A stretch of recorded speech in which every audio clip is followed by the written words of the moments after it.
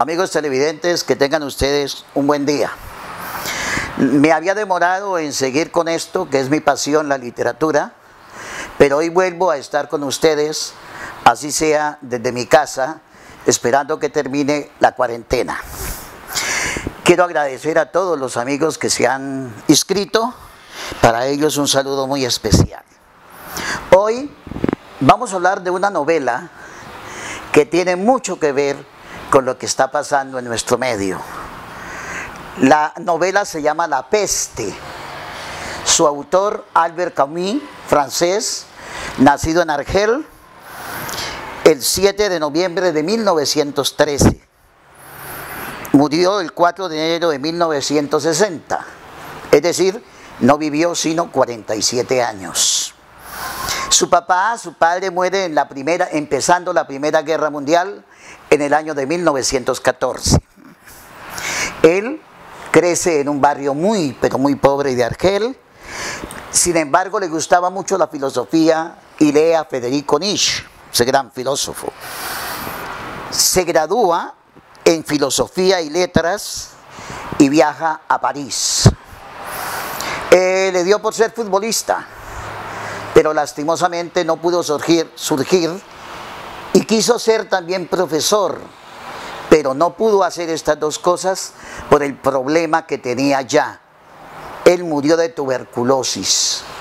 Su enfermedad no lo dejó hacer cosas que él quería. En el año de 1942 escribió su primera novela. Su título, El extranjero, L'Étrange, el extraño, dicen algunos. Una obra como del absurdo que Meursault, su protagonista, comete un asesinato y lo llevan a la horca, es muerto. En el año de 1947 escribió la novela que vamos a comentar, La Peste. Luego escribió El hombre rebelde y, oigan, ganó el Premio Nobel de Literatura en el año de 1957. Escribió obras de teatro, una obra muy importante que se llama Calígula, ese famoso emperador con problemas en Roma.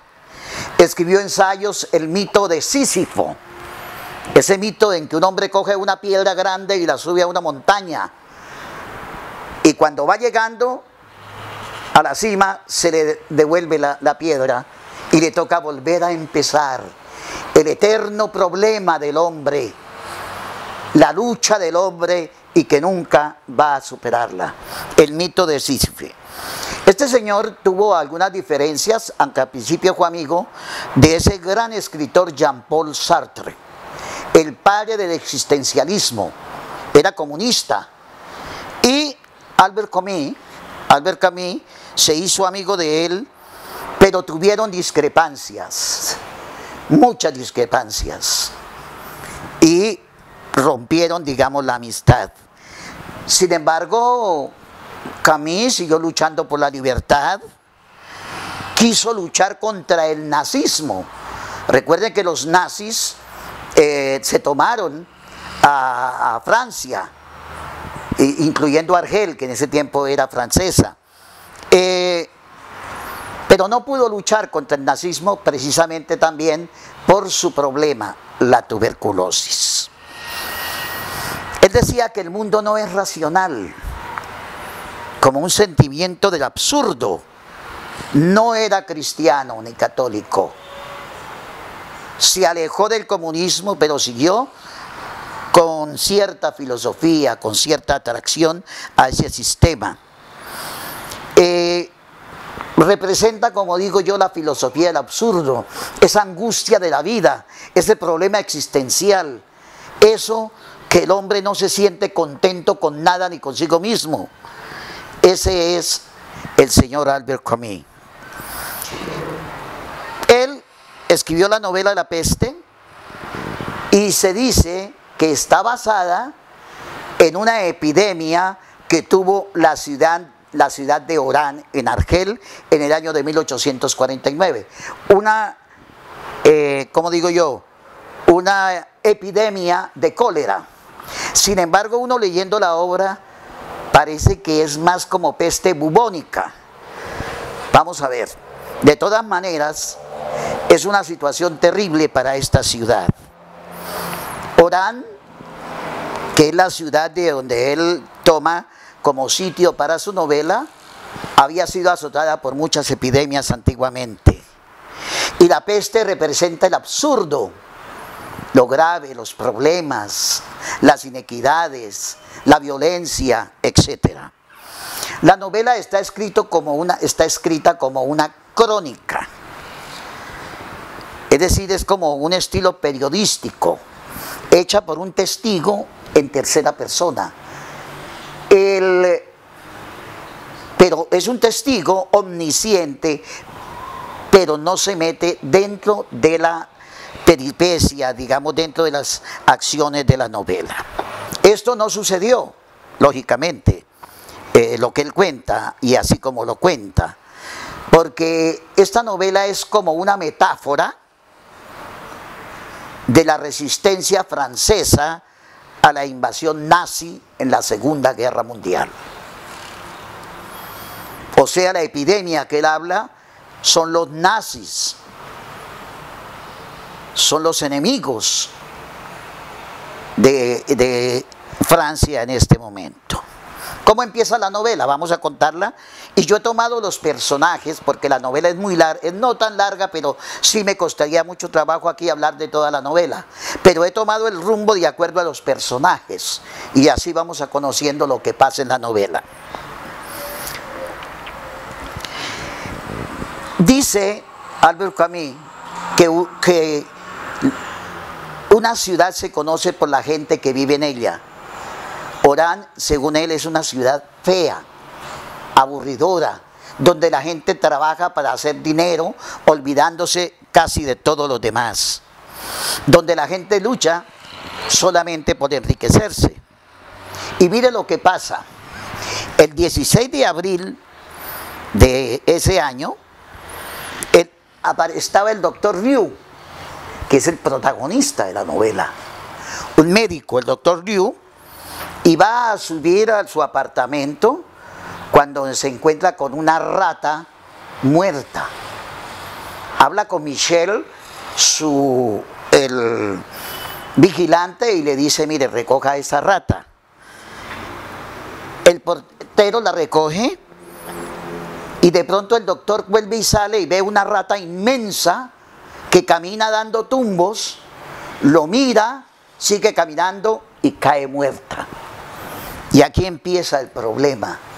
La ciudad empieza a llenarse de ratas muertas, ratas que salían a morirse. Y entonces empieza como el pánico, el problema. Todo el mundo asustado. Y en un momento empieza lo que llaman ellos la derratización. Cogían las ratas muertas, las llevaban a los hornos, a unas especies de crematorios donde quemaban la basura, y ahí iban desechando las ratas.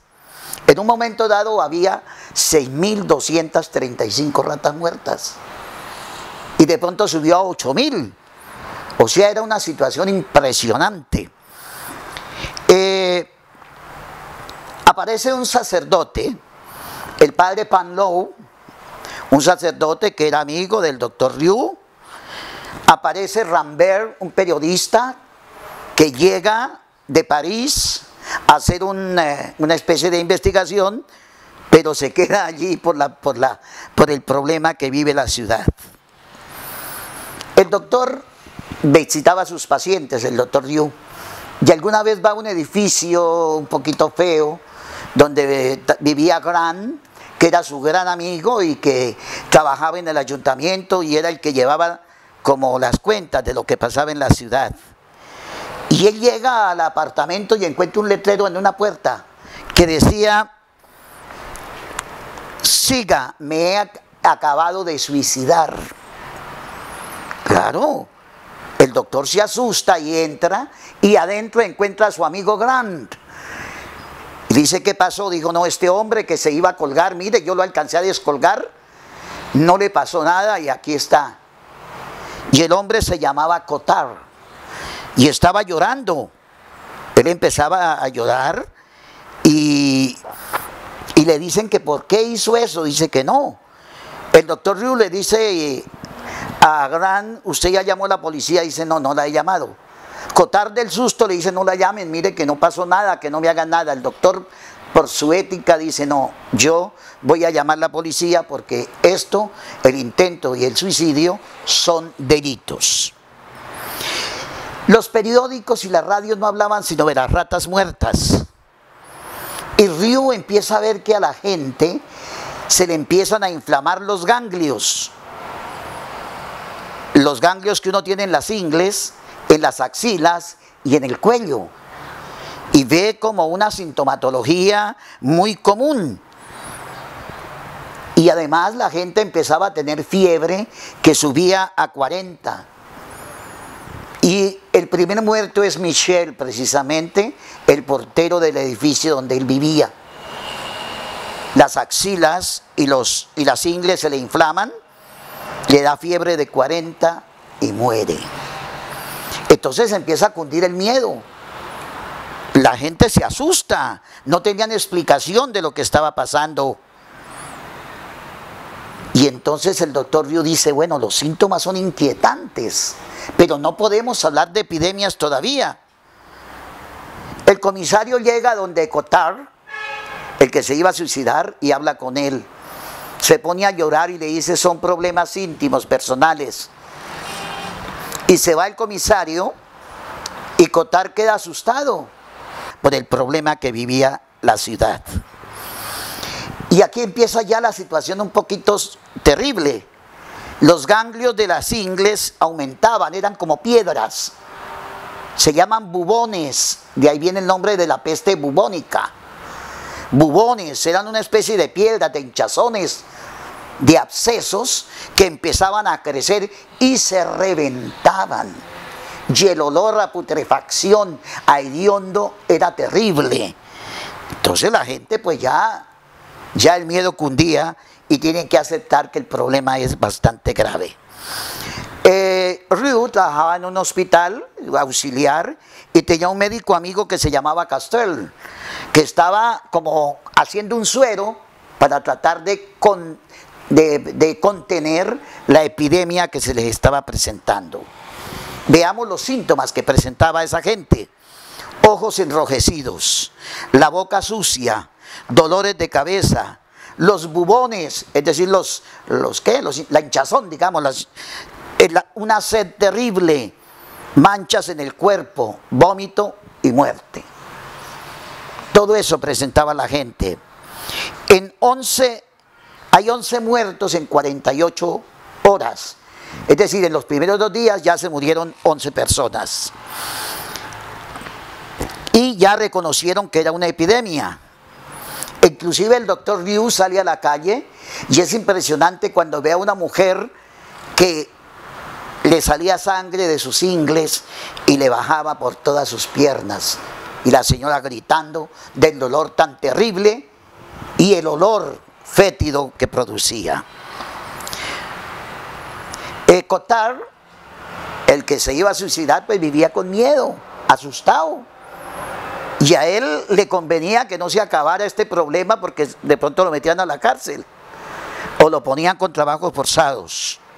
El doctor Riu seguía visitando a sus enfermos y había personas que tenían mucho miedo, otras que no tenían miedo y otras que no tenían tiempo para tener miedo, que según eran las más numerosas.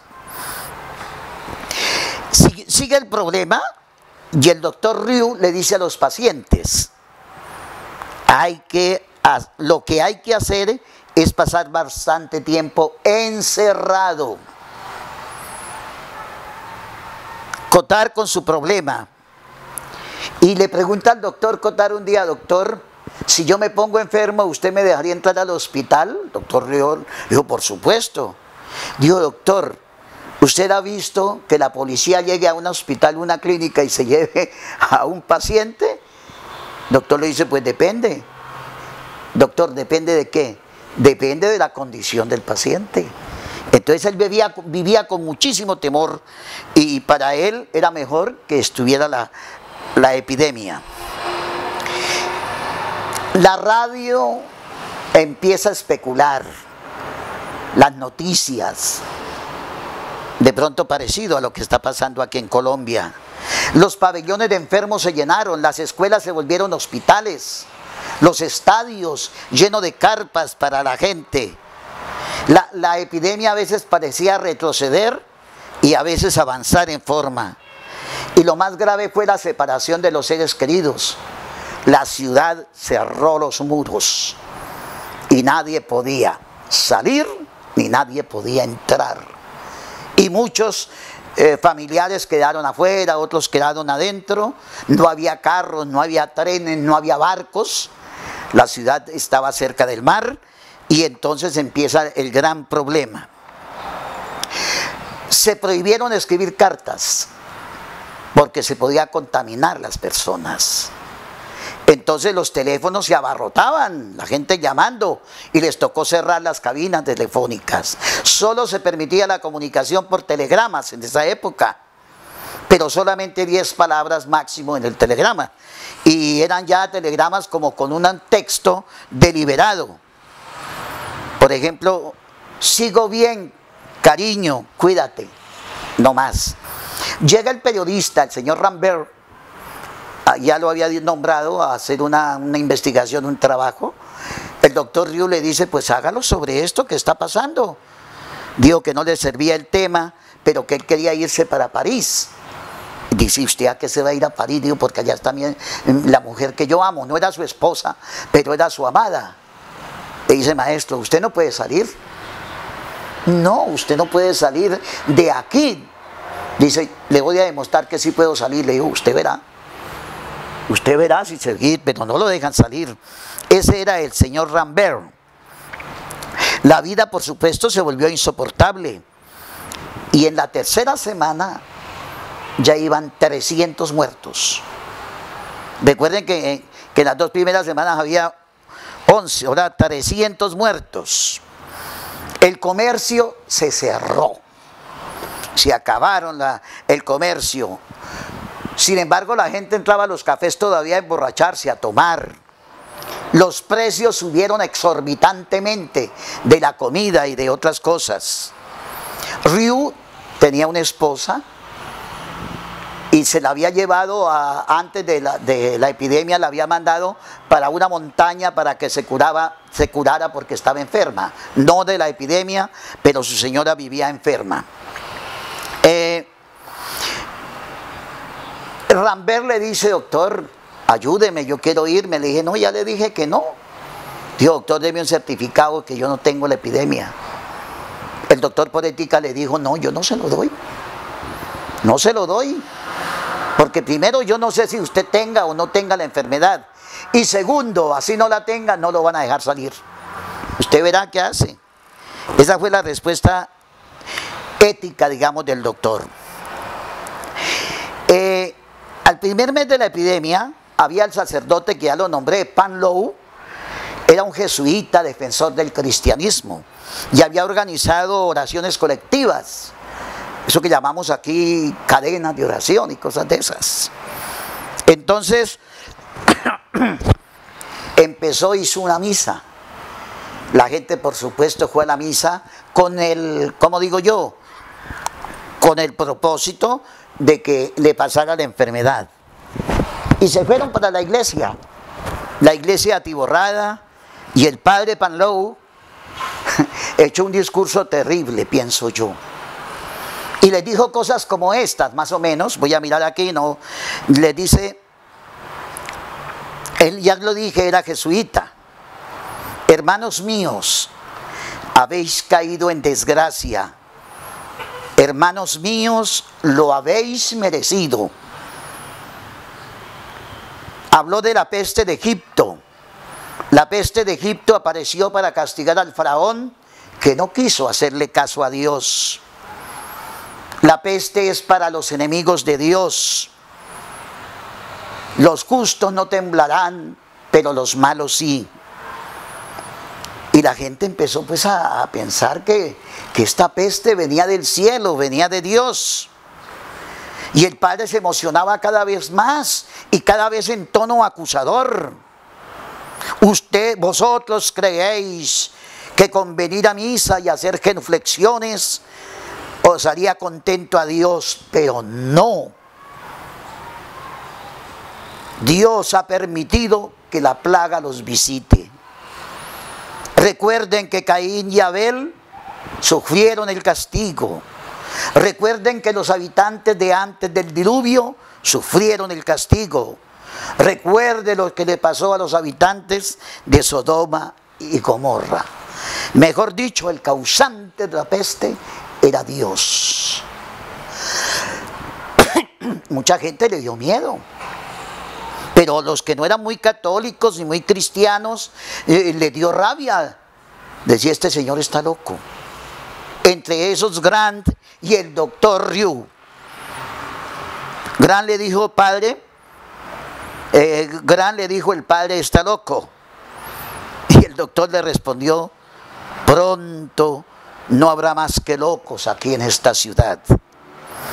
Se van para un café, toman su café y Grant seguía con una especie de obsesión como de escribir un libro, pero solamente había hecho una sola frase. Llegó el verano, los muertos continuaban y la policía empezó a matar a gatos y a perros por temor a que ellos también fueran portadores de la epidemia. La gente empezó a comprar pastillas de menta porque dizque chupándolas podrían contrarrestar la epidemia. Se agotaron las pastillas, se acabó el turismo. Nada de turismo, nada de eso. En el pueblo había un señor, el señor Otón, que tenía un hijo precioso y que parecía que estaba enfermo en ese momento. Los periódicos ya volvieron a tomar al revés. Al principio especularon de la peste, que muchos muertos. Ahora, cuando había muchos muertos, empezaban a dar noticias suavizando la situación. Es decir, no había una verdad absoluta del periodismo. Los periodistas pues trataban de acomodarse a la situación. Los bubones, las hinchazones en las ingles y en las axilas se ponían a veces muy duros. Eran como piedras. Y unos se estallaban solos, botando esa cantidad. Él no habla de pus, sino esa cantidad de materia sanguinolenta con un olor terrible. Y había otros bubones, otras inflamaciones que no se estallaban. Nadie los podía estallar, eran piedras colocadas en esas articulaciones. El doctor dice que quiere formar un grupo de voluntarios para que le ayuden y empieza y consigue gente que le ayude. Gran preocupado le dice, doctor, ¿usted cree en Dios? El doctor le dice, no, pero eso no importa. Lo que pasa es que el cura no ha visto morir tanta gente como yo, por eso habló así en la iglesia. Y le dice, doctor, ¿por qué si usted no cree en Dios se dedica tanto a los enfermos? Y el doctor le dice, si creyese en un Dios todopoderoso, no me ocuparía de estos hombres y se lo dejaría en Dios para que los curara. Es una frase que uno debe entender hasta cierto punto. ¿Qué es para usted, doctor, esta epidemia? Y le dice, una interminable derrota. Castel preparaba el suero para contrarrestar la enfermedad. El doctor, allí pasó lo que pasa en Colombia, o pasó en Colombia, se moría un soldado y entonces lo llamaban que era un héroe. Y el doctor le daba soberbia a eso. Decía, pero ¿por qué dice que es un héroe? ¿Y por qué esas cuestiones épicas? ¿Por qué dicen que tuvo una lucha titánica contra la enfermedad y que la venció o que no fue capaz de vencerla? Cuando a usted le da la epidemia, luche o no luche, o se muere o se salva. Es decir, que dejaran esa habladuría que no tenía ningún sentido. Rambert pobrecito, buscando a su amada a ver si podía salir, se encuentra con Cotar, con el que se iba a suicidar, y este berraco era un ¿qué? ¿Cómo le digo yo? Era un contrabandista. Le consigue unos muchachos para que se lo lleven para París. Le dice que valía 10.000 francos, él les da una cadena, pero a la hora de la verdad, puras mentiras. Era para sacar plata del señor. Tarrou, el gran personaje, amigo, otro personaje que aparece en la obra, era muy amigo también del doctor, pero era un hombre elegante, era un hombre bien puesto, y se coloca a ayudarle al doctor en ese grupo que estaba armando. Entonces estaba el padre, estaba el mismo Cotar, que se iba a suicidar, estaba el padre Panlou, estaba Rambert, y todos, y Tarrou y Gran, eran como los 6 personajes. El pobre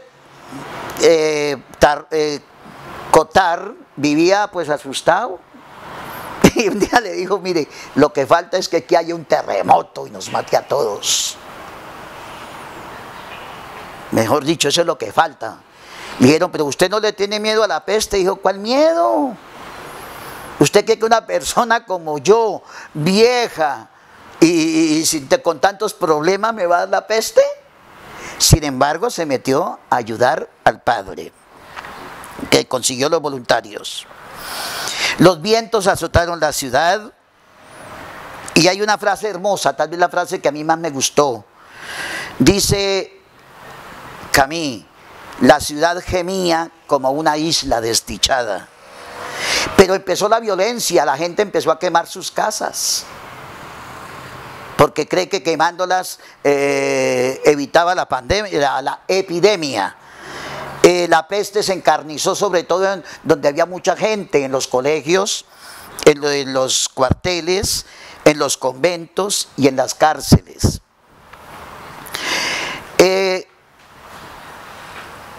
Las puertas de la ciudad pues fueron atacadas, la gente le dio rabia y se fue contra las puertas y empezaron la violencia para huir de la peste. Entonces, ¿qué pasó? Se instaló el toque de queda. Todos para su casita, se cerró todo absolutamente para que nada. Sin embargo, muchas casas fueron saqueadas. Casas que se desocuparon por cuestiones sanitarias fueron saqueadas. Los muertos empezaron a llevarse al cementerio, pero se acabaron las tumbas. Entonces empezaron a abrir huecos. Y no había sino 5 féretros, 5 carros mortuorios. Entonces cogían los cadáveres, los bañaban, se llevaban los 5, los dejaban en el cementerio, volvían con los 5 féretros y ese era el transporte. Y llegó un momento en que ya, ¿cuáles 5? Ya necesitaba mucha gente.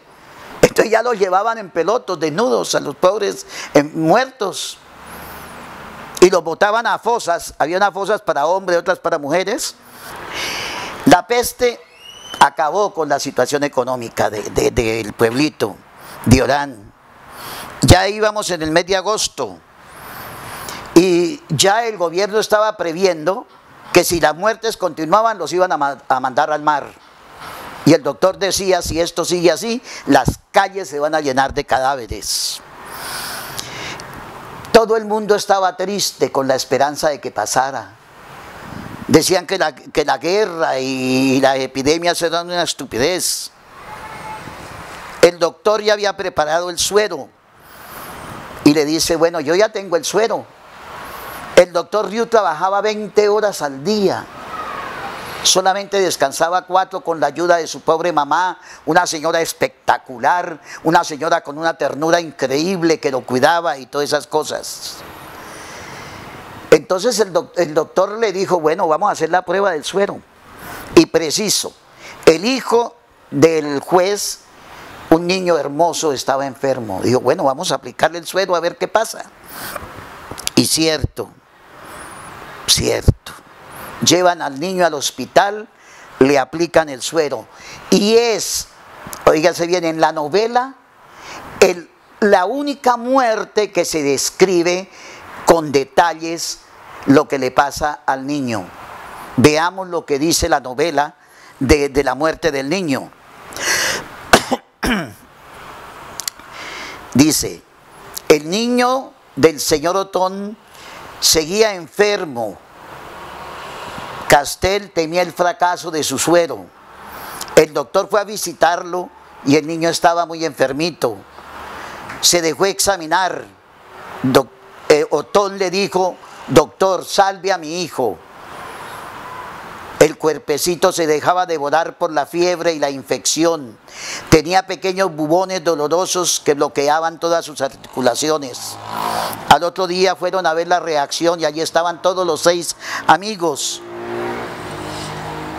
El niño se puso rígido, con los dientes apretados. De su cuerpo subía un olor agrio. Parecía respirar más deprisa. Seguía ciego y mudo. El niño se encogió con un débil quejido, sacudido por estremecimientos y temblores convulsivos. Parecía mejorar. Gruesas lágrimas brotaron bajo sus párpados, inflamados, y al final de la crisis, crispando las piernas huesudas y los brazos cuya carne había desaparecido en 48 horas, el niño tomó en la cama la actitud de un crucificado grotesco. Todos sufrían.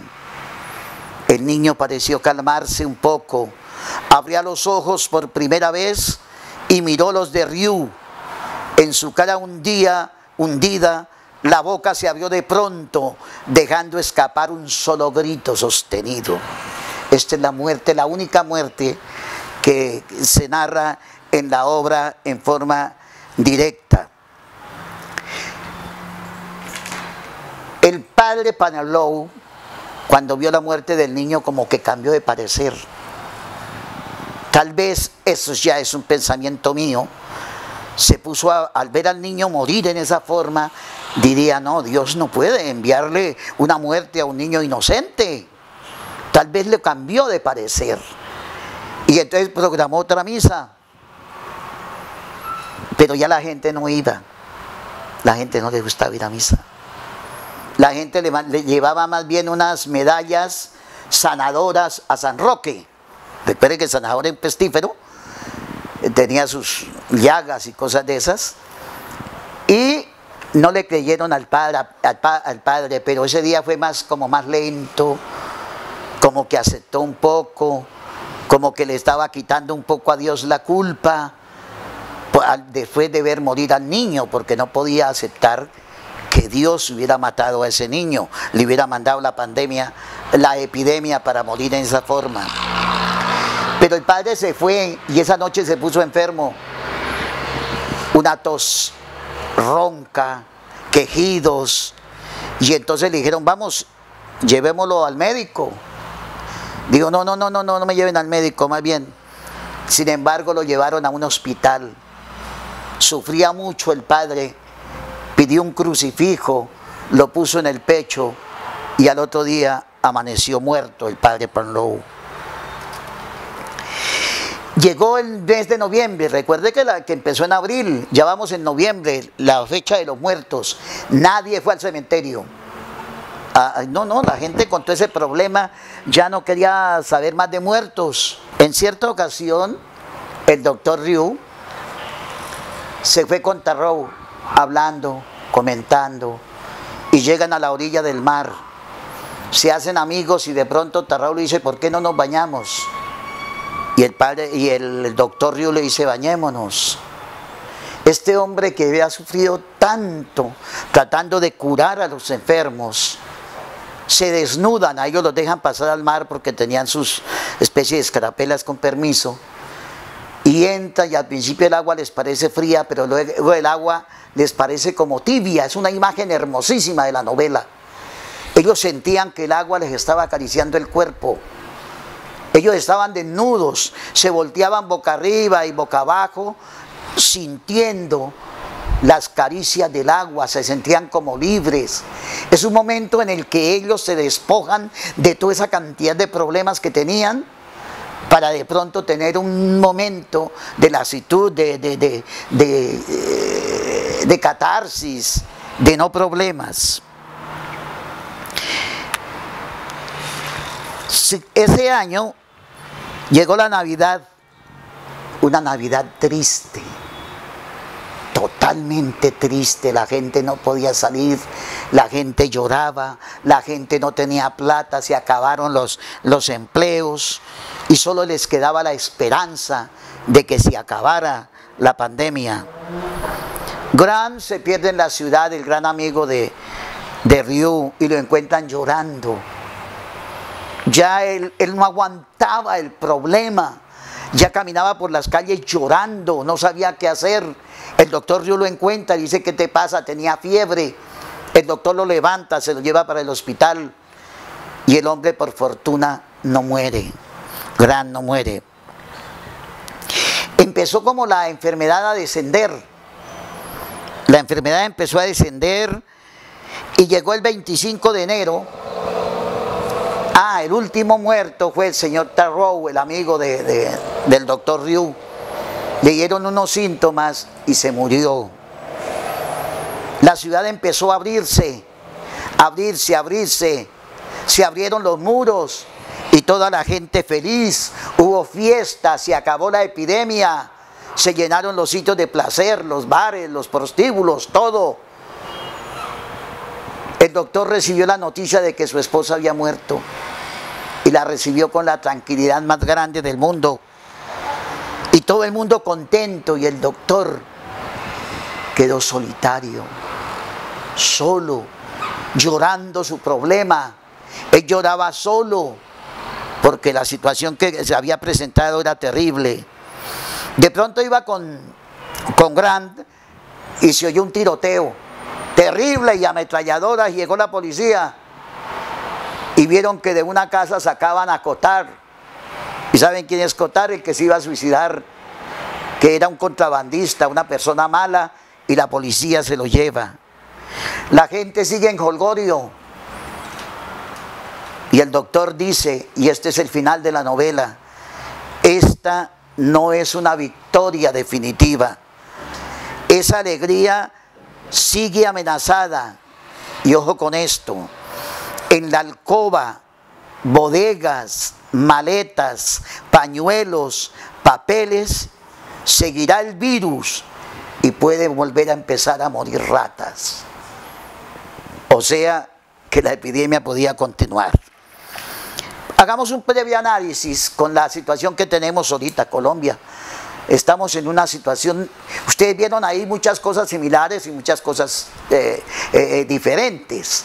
Yo traje aquí rápidamente para que ustedes analicen, lean la obra, si les gusta la psicología, si les gusta la filosofía, lean esta maravillosa obra. Compárenla con Colombia. Primero, dije, la obra es una metáfora de la invasión de los nazis a Francia. Y dice el doctor, en el momento menos esperado llega la peste. Así pasó en Colombia. ¿Quién iba a creer que esto iba a pasar? La pandemia, que lo que tenemos nosotros es más grave que lo que pasó en Orán. En Orán es una epidemia. ¿Qué es una epidemia? Que da en un solo lugar. En cambio aquí es una pandemia, da en todo el mundo. Es mucho más grave lo que estamos sucediendo hoy. Los muros, la represión. Nosotros hoy nos sentimos como presos en la casa. No hay muros, pero no podemos salir. La pérdida de la libertad, ya no salimos como antes, no hay deportes. Allá como aquí faltaban implementos sanitarios. Cotard es el hombre que representa a aquellas personas que les importa un carajo, que no cumplen. El gobierno les dice no salgan y salen. Cotard es el representante de esa sociedad que no acepta y que quiere que se muera inclusive mucha gente. Ryu, el protagonista, es el representante de todos los médicos, enfermeras, empleados de los hospitales en Colombia. La gente que da toda su vida por tratar de salvar a los enfermos. Ahora yo les dejo una duda, les dejo una inquietud. ¿Ustedes creen que Dios es el culpable de esta pandemia? Como dijo Panlow, yo no quiero discutir ni meterme en teología, pero Panlow dice que Dios fue el que envió la pandemia. La mujer no aparece en la novela, ¿ustedes se dieron cuenta? Solo dos mujeres, la esposa del doctor Ryu que se muere y la mamá del doctor Ryu que lo cuidaba, una señora espectacular, con una ternura inclusive. Lo mismo que aquí, se acaba el comercio, hay carestía, hay violencia, hay robos, etc. Rambert es un personaje bueno porque él quería irse a ver a su mujer a París y al final se quedó aquí hasta el final de la pandemia. Deje el amor por servir. Hay mucha gente que lo hace. Los síntomas son diferentes, ustedes ya lo vieron. El desespero de la gente, yo pienso que es igual. El cansancio. Allá duró 9 meses la pandemia, desde abril a enero. Aquí ya llevamos como 3 meses y no sabemos hasta cuándo. La justicia no operó allá y aquí en Colombia tampoco. Ahorita a los jueces se les olvidó los problemas de Odebrecht. Ahorita a los jueces se les olvidó el problema de la chuzada del ejército. Hoy se olvidó todo y la pandemia está tapando problemas graves de la situación colombiana. Allá también pasó lo mismo. Morir como héroes. ¿Héroes de qué? En eso estoy de acuerdo. ¿Qué le sirve a una familia que le den una medalla si la vida ya se le acabó a su familiar? El olor de la ciudad allá era nauseabundo. Aquí en Colombia, en la pandemia, por fortuna, no. La gente buscando explicaciones y buscando remedios. Allá tomaban mentas. Aquí le dicen a uno que tome yodosilato, que huele el agua, que se eche eucalipto, que esto da, que no da. Y es un problema en donde uno se ve totalmente mal. Allá se encontró la solución, encontró el suero. Aquí la encontraremos. Amigos televidentes, lean esta maravillosa obra y hagan de cuenta que fue lo que nos pasó aquí en Colombia. Nos veremos. Albert Camus, La peste.